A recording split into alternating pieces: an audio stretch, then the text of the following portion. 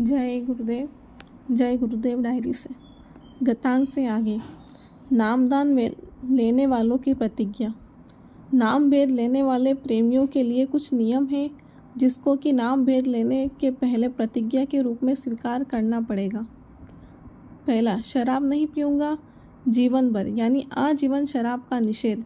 मालूम हो कि शराब एक नशीली पेय पदार्थ है जिसके पीने से बुद्धि काम करना छोड़ देती है, जिससे सामाजिक वातावरण बिल्कुल ही गंदा हो जाता है तथा पीने वाले व्यक्ति भी अन्य रोगों का शिकार हो जाते हैं। इसलिए ऐसी वस्तु का निषेध ही कल्याणकारी होगा। अंडा जीवन भर नहीं खाऊंगा। अंडा मादा के गंदे व गलीच खून से नर के वीर्य से जुड़कर एक पिंड बनता है जिसे हम खाते हैं।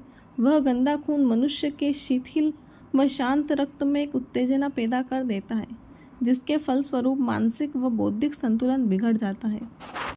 उसके फलस्वरूप सामाजिक विकृति बढ़ जाती है। इसलिए सामाजिक उत्थान के लिए अंडे का निषेध अनिवार्य है। तीसरा, मांस जीवन भर न खाऊंगा। मांस एक गरिष्ठ पदार्थ तथा साथ ही साथ न जाने मांस किस प्रकार का हो। इसके सेवन से जीवों की पाचन क्रिया खराब हो जाती है, जिससे नाना प्रकार के असाध्य रोग जैसे टीबी, कैंसर आदि का शिकार होना पड़ता है।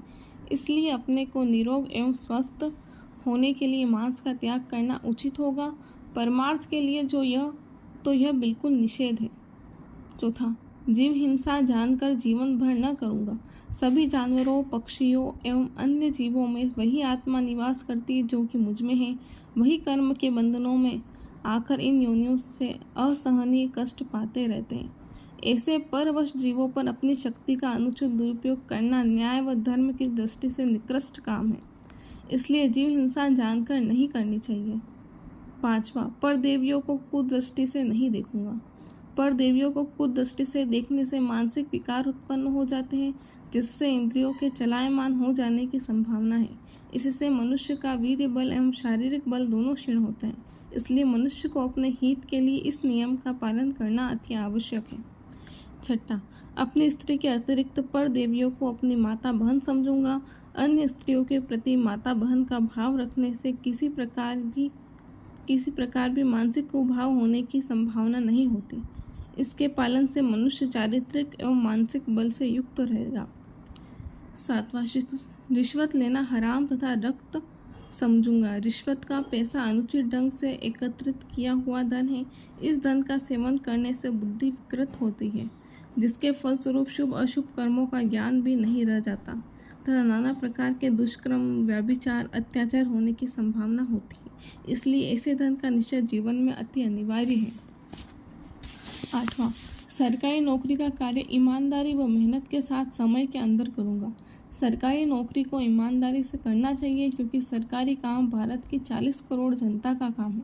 यदि इस काम को कायदे से नहीं करते, इसका मतलब यह है कि हम अपने 40 करोड़ भाइयों के साथ विश्वासघात करते हैं। इसलिए इतने बड़े लांछन से जीवन को कलंकित होने से बचाने के लिए आवश्यक है कि सरकारी काम को ईमानदारी से समय के अंदर पूरा करके बचे हुए समय में परमार्थ पद के लिए कुछ शुभ चिंतन कर लें। 9वां, समाज के अंतर्गत सत्य नियमों का पालन जो सत्य है करूँगा।